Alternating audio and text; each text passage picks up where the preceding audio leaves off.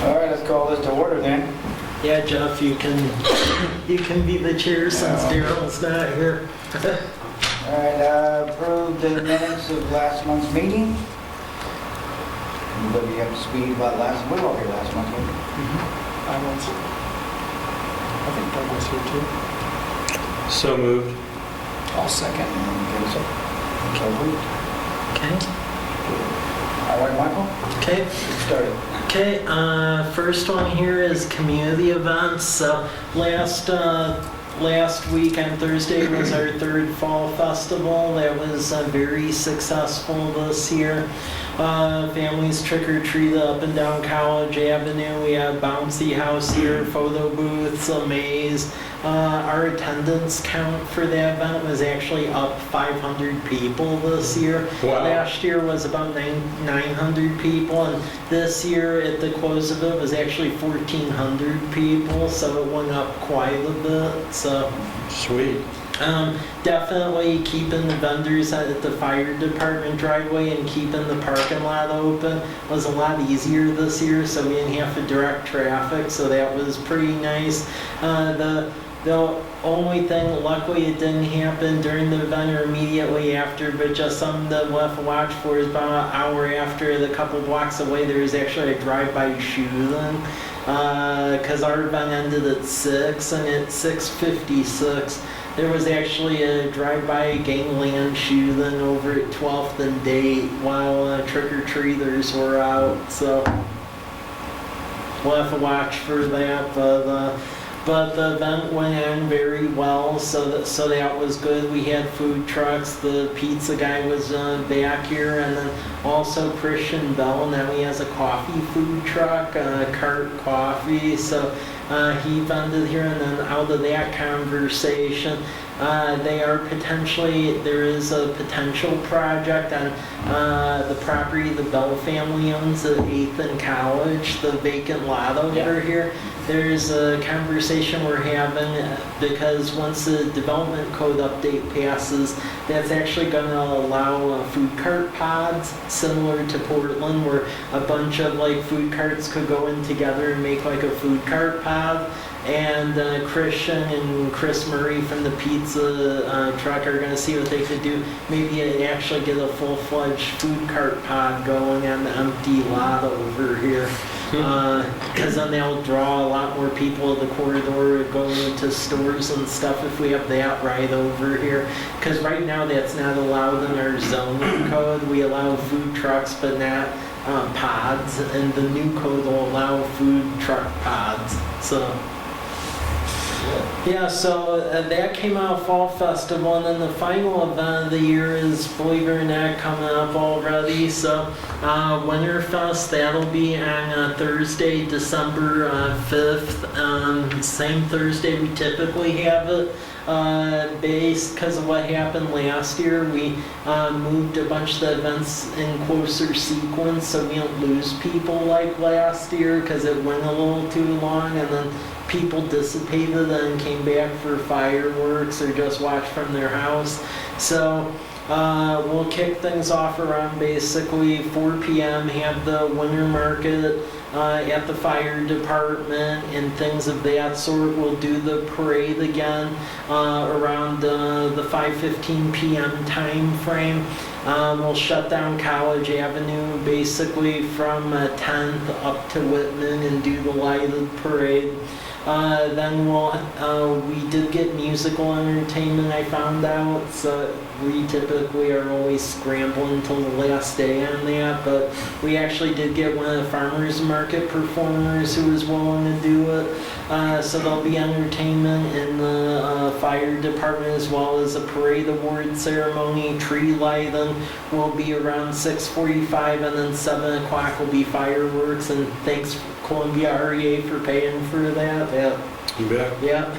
So that will be the game plan for Winterfest. So the things, and I can send a reminder email to get the word out. Andy's mark already turned it in already, so that's good. But for everyone else, get the forms out for the parade. So if the chamber could get that out to members, because a lot of folks still aren't used to the fact that we have something over here now. So, and then also for folks who want to actually vend at our indoor event, they're able to do that too. But yeah, that's gonna come up in about a month already. So you're gonna send an email out? Yep. Okay. Yeah. And yeah, if you could fill it out and then circulate it to whoever you could think of, because we try and make sure that the parade grows every year too. Although we're going to try to figure out how to augment staging, because last year we actually ran out of the room, so. You ran out of room. As far as staging, before the parade started. Oh, you mean where we're staging? The Oh, neighborhood streets, we ran out of the room last year, so. Yeah, because you can only go so far on 10th. And Yeah. then run into it. Yeah. Yeah. Well, in my street doesn't have sidewalks, so we're gonna have to restrict driving in that neighborhood that time, because it just turned in. It was a nightmare last year. So, well, because I rode with a bike group, and the top of his bike actually just missed the power line over there. So. Well, you don't really realize how big Charles's bike is until you're trying to navigate that thing down a residential street. So, yeah. But yeah, that's coming already. So does anyone have questions, comments, or concerns about Winterfest? We'll get out the posters. I would say if you call market it, because again, it's still a learning curve. People are still realizing we're doing stuff over here. So. Yeah, if you can send us out a really nice PDF Yeah. or whatever, then we'll put it on our Facebook, like we did the Fall Festival. Mm-hmm. We rotated it on our Facebook page. Yeah, I saw that. And then on our website. Okay, we can do that. Okay, so that's that. And then the other thing, just let y'all know about Unified Development Code. That went through council for first and second readings, so I am expecting that they're going to vote on it this upcoming meeting on November 12th, and then all the good stuff, including accessory dwelling units, licensing code for short-term vacation rentals. We aren't going to do anything like what Walla Walla did, it's just a license.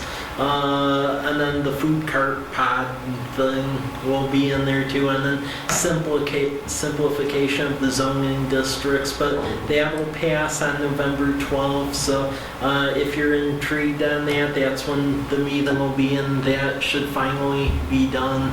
So, questions about that? No. Okay.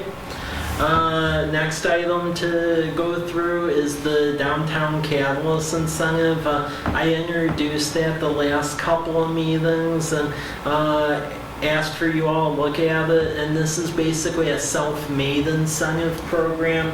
And the state has found you can't do it with utilities, but you can do incentive programs like, for instance, on building permitting fees and site plan reviews and so forth. So what this does is, in essence, if someone is willing to turn in an application, say that they're going to follow our design standards, put in mixed-use structure, but also have dwelling units in it, and it's a new construction of at least 2 stories, and it has it actually will be a catalyst for additional development on College Avenue, and they do the site and architectural designs and a public benefit onus. This body would essentially rank the applications, and then if you deem that a project essentially fits all components, that recommendation would go on to City Council, and they could recommend either to do a full or a partial waiver of permitting fees. We have this capped at where it would be a project a year, because we don't make that much money to begin with on this, so just to be realistic, it can only be a project. we aren't like Ferndale where we can do multiples of it. The area that needs the most help, which we want to narrow it to, is the College Avenue corridor, which is right here. So basically the business districts between Blaylock and Whitman, and then 4th, and then top of the hill at 13th. And yeah, it would just be a process every year where folks could essentially turn in the applications between January and May of every year. This body would review them, recommend which one gets funded, then it would go to City Council and they would make that determination. But this is just an innovative way to essentially try to do an incentive to encourage a development. It has public art and other components that fit like what our design guidelines are for the corridor.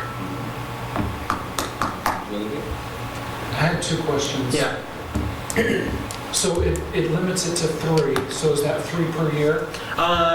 So it's not 3, it's actually 1 project a year if you take a look at it. Oh, so 1 project a year yeah, for 3 years. 1 project and it would be in perpetuity, so it goes beyond 3 years, it would be a project a year. The Ferndale one I initially borrowed from, they had 3 projects a year, but if you look at their budget, they could afford 3 projects a year. We can't afford 3 projects a year.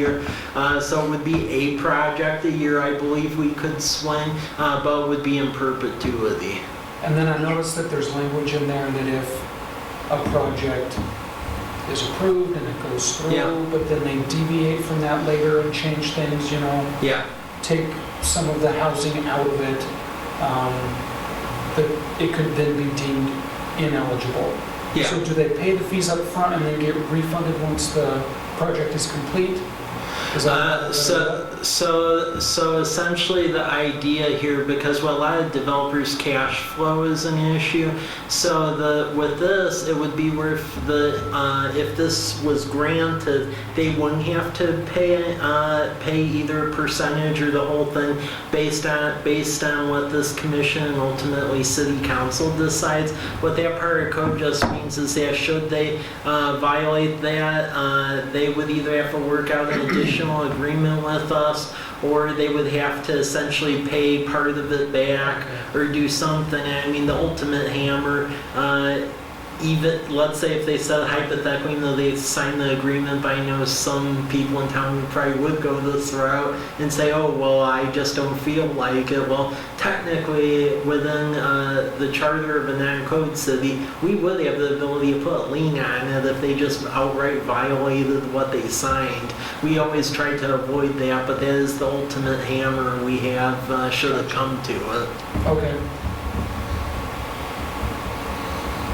So yeah, that's basically the premise behind this. So you're still working on details on, do you have anything in the works that might? No. Okay. No, I mean, if you all recommended this, I would work on the form for it and then push it through council. So, I mean, from the code standpoint, it's the maturity, where if you're all comfortable with it, you can vote to recommend it and we'll go forth. Okay. Well, should we have more board members and we kind of vote on that, or just go with what we got? We have the quorum, so I mean, legal, it's really what you feel comfortable with. Legally, we have the number, so. Well, I vote yes. I'm good with it. Yeah, I think it makes sense. Okay, well, if you want to call to a form, we can't do an official, so. Mr. Chairman, I move that we approve this catalyst motion. I second. All in favor? Okay, thank you. Okay. Reports, this is just something to take a look at. As you recall, and I'm not going to go through this because otherwise we could sit here an hour and a half and go through it because it's really long. But every year we put out a capital facility plan which says the projects we would like to tackle, and that ranks them high, medium, low as far as funding goes. Not everything we'll do, but this is just a pathway to get stuff done. It's still a very, luckily the amount of projects that we have to do has gone down a little bit from the previous years. It's still expensive. If you look at the total hanging out there. It's still about like 76 million in projects. That's down from about 82 million last year, so it is going the right direction, although it's still out there. The ones we're trying to wrap up is the replacement drinking water wells number 1 and 2. The hole is in the ground on number 1, and then we have the loop line completely done. We're just ordering the mechanical equipment, so they'll be done, I'd expect, by April. Well, number 2, they've hit a bunch of really weird rock in the ground, so that's really slowed progress. They're down around 650 feet, and it messed up 2 of their drill heads. So we're hoping they all get done next year, but well, number 2 has some challenging ground. Southwest wastewater trunk line. That's about $5.5 million. We're trying to link up the property owners to a developer who would do that, because then we wouldn't have to pay prevailing wage. If that becomes too problematic, we can do that. We can essentially get a grant and then bond the remainder, and then do per acre assessments to get the money back. But it would be cheaper for them to get a developer, so that's what we've been telling the landowners. But it's really in the entire city's best interest to get that trunk line done, because right now we're about tapped out on capacity for everything south of the hill on 12th Street. So even getting hot beef and then the Burger King in there, that's pretty much going to put us at the capacity. So we're going to have to do it regardless. Treatment plant, overall, that's about a $20 million project, but the first installment is next year, which we got a grant for, and they'll be to essentially do the final planning for and engineer and design for what that treatment plant will look like. And then the heavy construction will occur in 2021. Lamperti and Meadowbrook, we still have the grant to resurface Lamperti, and we'll issue the bid on that so we could get better rates in the winter. And then Meadowbrook, we believe we're sitting pretty good to get a grant for that as well. So we're going to try to pair the two where we can get it resurfaced around the same time. So do you have to grind, or do you just do an overlay? It's a grind and an overlay, and we're also going to have to take out some trees and replace them, because they just put really bad trees that aren't native to the area, and it shifted all the sidewalks. And we're also going to have to replace sidewalk panels, because some of those sidewalk panels, the trees have completely heated the panels up like about 45 degrees. So we're going to have to do a lot of spot treatments. For bikes, we end up getting a full grant for that. So basically what that's going to be is at 4th and Academy Way. It'll extend the cycle track to College Avenue, but then the cool part about it is that it's going to pay to put in pedestrian lighting just like College Avenue. So those pedestrian pole lamps will actually get put the entire way down 4th Street from College all the way to Academy, and then Academy up to Whitman. So I know some people get irked about the whole cycle track thing, but as I told the university, if they ever want pedestrian lamps and for us to pay for them, that's like the only way that's going to happen. So that's what's going to happen. So that'll be next year. We got a state CDBG grant finally for sidewalks, so we'll be putting in new sidewalks on Bate from 7th to 10th, 5th to 6th. And then Davis on the backside of Walla Walla University from 3rd to Whitman, and then the north side of 12th from College to Bate, because those are streets that are missing sidewalks on both sides, and the state will pay for that. And then Lions Park, we're going to continue to set aside money from our REAP funds to renovate that. And the goal with that is we're trying to get enough community partners together where by 2021 we'll have enough of a war chest to actually do the full renovation out there. But the full renovation for Lions Park is $2 million. About 1.5 million of that is the park itself. 500,000 of it though is the pond, because right now the entire Garrison Creek Heights subdivision in 12th Street is draining into it, and then it causes algae blooms, and then the state gets really angry at us because of water quality. So yeah, that's going to be a major project because for the pond we basically have to disconnect it from Garrison Creek and basically build 2 sets of weirs to bring water in and out of it. Yeah, so that's good, and then about another 500,000 of the 1.5 million remaining is like the splash pad, because we want to do a splash pad, but that's about another 500,000. So that's going to be a very expensive project. You can go through this, and then you just see the various items. Next year, we also want to get irrigation for North Park, West Park. There's a really interesting looking parklet, the Cascade Natural Gas Abandon on 12th Street that we got over by Newgate. So we want to turn that into like a parklet with benches and stuff. Right now it's just a gravel lot, and there was like a guy who was trying to sell cars from the property, and we had to put signs on it not to do that. So we want to turn that into a parklet, and then also put in a shelter at Harvest Meadows Park across the highway, because right now that doesn't really have equipment like the rest of the parks. And then for street projects, we're trying to get a legislative appropriation, we believe we will, for next year, to basically get Cedar Avenue and then Damson redone. It almost got through last year, but there was like a hiccup in like how the Senate did their transportation capital budget, and it got thrown out at the last minute. They think they could shove it in this go around. So Cedar and Damson we really need, and those are like our big ones as far as corridor improvements go. Storm projects, our big one is going to be actually right by your house, Jeff. My truck right there. So Are they gonna build like a canal or something, or do you even know? the engineer is right now questioning that because we have really funky right-of-way through there. So, and because we're touching it per state statute, we actually have to build a sidewalk on one side, which even compounds the situation. So we're going to have to reinforce curb along the creek.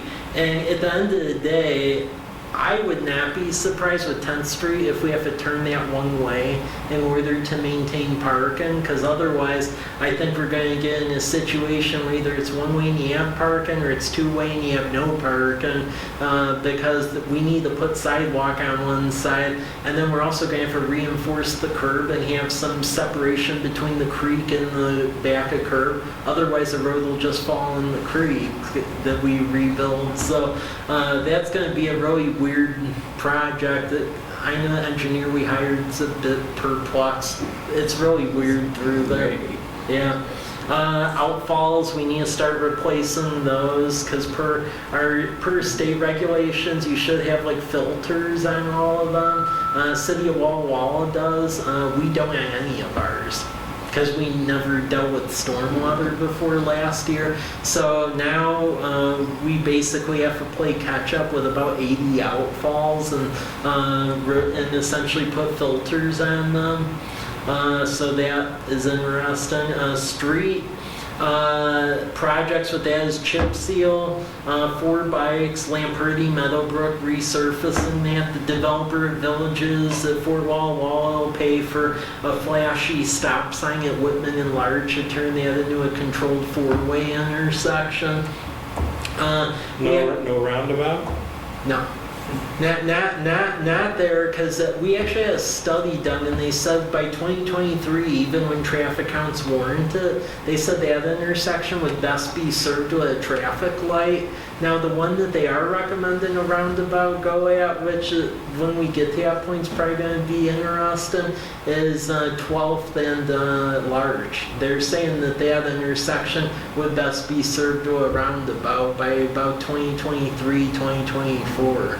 Really? Yeah, that the traffic council warranted. Wow. Yeah, so for Larch and 12th, they're saying the roundabout fits the profile on that. Another thing we're going to try to get to is putting rock on our section of Myra Road. A lot of people don't know this, but we own a little section between Rose Street and Electric Avenue, and they put wood chips on it, and now it's all like falling into the street, and it looks really bad. So we want to get boulders over time, and there's like this boulder truck that just throws them. But it's quite expensive to do the entire corridor. We think is around 100,000. So we're probably going to do it over a 2-year period to split the funds out. The sidewalk project, that'll happen next year. And then additional signage at C Street and Myra Road to make sure traffic keeps moving. Because as you saw in the paper today, there'll be additional traffic out there because Goodwill just officially closed down the property that John Stager had out there. So that's going to be like a Goodwill superstore behind Banner Bank. So there will be additional traffic. And then resurface Evans, because if you've ever been on Evans as of late, that's getting really beat up over there. Yeah, that's the old waste can. Yeah. Yep. So, and then there's other projects for the next 5 years. Wastewater, the big ones, is the treatment plant. Over the next 6 years, it's estimated that per state order, we're going to end up having to spend about $20 million out there with what's coming down the pike. The southwest trunk line's about 5.5. The plans will be done by next April for construction and that, and then start to deal with sewer lining because there's several wastewater lines that aren't really in the best of shape we want to deal with. And then water projects, finishing up wall number 2, wall number 1. We have a grant in to put a solar array next to well number 2 so we could make some money on that. And then also start dabbling with engineering for a water storage tank because we should have enough water to get through 72 hours here, and with the current water storage we only have 20 hours of water, so that's not good. So and then starting to replace our water mains. But that is the estimate projects. Take a look at it, because just like in previous years, the next month's meeting, I'll ask for a formal recommendation on this from this body. Priorities? Of this plan in general, yeah. Do anyone have questions on this, or? Yeah, it's just a boatload of money. That's a lot. Yeah. That's a lot of work to do. Yeah, I know. Okay, so take a look at that. And then the last thing for the evening is development activity, just so you're aware of what's going on there. A couple of different things that have appeared on the radar is that car wash site at 9th and College Avenue. That's called Project Corner Retail. At first they were thinking of doing the Dutch Brothers and that fell through. Then Domino's, the franchisee, got all weird. So now they're talking to other like retailers that just need like space. So the owner wants to actually just build a building that fits our design guidelines. So they're going to look at just demoing the car wash and building retail frontage right up along the sidewalk. So that's what's going to be happening on that one. Then a couple of new ones, Project Idaho. There's actually a credit union that's like in hyper-growth mode out of like northern Idaho that's been growing all up through like Pullman and Clarkston, and that apparently they want to do a branch now here in the Meadowbrook area. So we're working with them on that. Hop Thief, they're actually ahead of schedule, so that looks like it's probably going to open up before Christmas now. So they're doing real good. Then the hotel back there, they're just working on some last minute agreement stuff, but it looks like that's going to go through, so that'll be a good thing. Project FM, which everyone knows what that is, that we've been achieving all their benchmarks, which they're happy about. So as long as we get the engineering done when we said, and then get the line built, next summer, then they'll move ahead on the purchase of their property. But at this point, it's really contingent on everything falling into line with us. Human Being, that's now being built right behind Home Depot, so the skeleton of the building's already up. That should be opening soon, in no time. Project BK, I can actually say what that is now, because the lease is done on that. That's Burger King, so that's going right basically next to Hop Thief back there. So that'll be happening soon as well. Yeah, and just a lot of stuff like that. And then Goodwill, that officially they closed on that property, so that's good. So the plan there is they want to move from downtown Walla Walla by March of 2021, and they actually want to start turning ground this upcoming summer already. So they're basically on fast track because I guess the Penrose Hotel needed their parking back, and they had no parking once the contract on that was ripped up, so that forced their hand. Plus, they can basically double the size of their footprint on this. And then Project Flight, Martin Airfield, that's owned by Corliss, and there's a lot of interesting stuff that's being said out there, so we continue to monitor that. Because, as you may recall, originally we weren't planning to like put infrastructure out there. That's going to make stuff very interesting because we don't have water storage out there. We don't have a lift station out there. So with what's being talked about, you need all of that, and he would be the only one benefiting from it. So he needs to put it in. So there's a lot, but he owns all of it now. So that's going to get interesting to see what happens out there. And then with the pizza guy, we actually signed a lease agreement where he's actually leasing space in our parking lot to sell pizza on Tuesdays and Thursdays from his fire truck. Yeah. So yeah, we're just allowing that until a farmer's market comes back, and then he's in talks with Christian Bell and the Bell family about doing a food cart pod once the new development code starts. Residential side, Homestead is going. Phase 3D is about done. The park actually got dedicated and the park exists, which there were many times I was questioning if I'd ever see the day, but it's there. There are a lot of people too. I know. We are working with them on a stormwater agreement though, because they hit like a groundwater deposit out there. So not only do they have stormwater, but there's like water bubbling out of the ground by domes. So they're going to have to build like a dual system. So they have like a stormwater detention basin, but to deal with the groundwater, they're actually going to have to keep it like separate with like underground tanks. So they're going to have to do like a dual system out there. It's really strange, but yeah, they hit like a groundwater thing where it was actually like filling up the pond just from the groundwater. So that's happening. Villages of Fort Walla Walla, there's been a delay on that. We're waiting to hear from the developer what's happening. They own the property, so I mean, they're out all the money on this. I don't know what they're doing, but I talked to their engineer and they just said they were on a little bit of a delay with it, but they're going to be ordered to continue it soon, so I have no idea. Stepper Edition, C Street in Della, there's apartments being built there. That's going pretty good. Country Estates, they're just trying to figure out how many double wides they could fit in where the poor farmhouse was, but there's a creek running through there, and there's setbacks associated with it, so that's making that a bit interesting. Sermon property across from Wenzel Nursery, that passed the fire test, so the plan is they're going to knock down that U-shaped house next spring on Spitzenberg, and then they want to do 3 sets of 3-story apartment complexes, so basically 3 buildings back there. So that's going to happen. And then the Muri development with Mark Muri, that's happening on 12th.